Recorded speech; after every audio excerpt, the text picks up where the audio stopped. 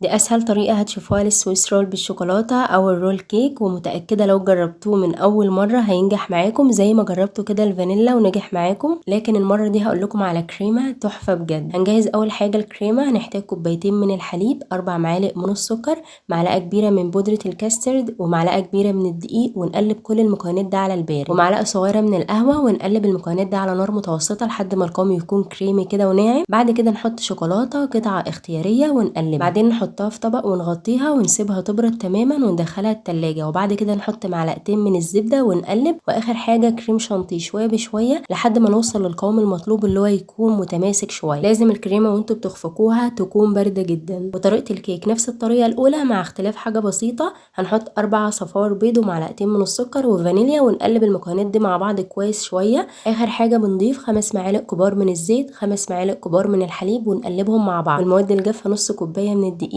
ومعلقتين كبار من الكاكاو الخام، ومش هنضيف بيكنج باودر ولا اي حاجة. الخطوة التانية هنجيب 4 بياض بيض، ونحط رشة بسيطة من الملح ومعلقة صغيرة من الخل، ونقلبهم مع بعض. وبالتدريج كده هننزل 3 معالق كبار من السكر. والبياض اول ما يوصل للقوام الكريمي ده نوقف خفق على طول، مش نفضل نبالغ فيه علشان ما يتحولش لحاجة تانية. بعد ما قلبنا المكونات زي ما شايفين كده بالراحة شوية، بنحطها في صينية فيها ورقة زبدة وندخلها على حرارة 180، يكون فرن سخن قبلها لمدة 12 دقيقة. والكيك وهو سخن معاكم تشيلوا ورق الزبدة وتلفوه بورقة زبدة او بفوطة نظيفة وتسيبوه يرتاح في التلاجة. وعلشان نكهة الكيك استخدمت سيرب القهوة او مشروب القهوة. ونبدأ نحشي الكيك بالكريمة الجميلة اللي احنا حضرناها. اهم حاجة بعد ما تلفوا الكيك لازم تغطوه وتدخلوه الفريزر لمدة ساعتين 3، المهم يطلع متماسك كده. وندي اخر لاير من الكريمة وندخله تاني الفريزر او المجمد على ما نحضر الجناش. 200 جرام شوكولاتة و100 جرام حليب سخن. بعد ما يبرد بنحطه على الكيك ونرجع ندخله التلاجة ونحط تاني شوكولاتة وندخل التلاجة، وهكذا. والتزيين زي ما تحبوا، وبالهنا والشفا.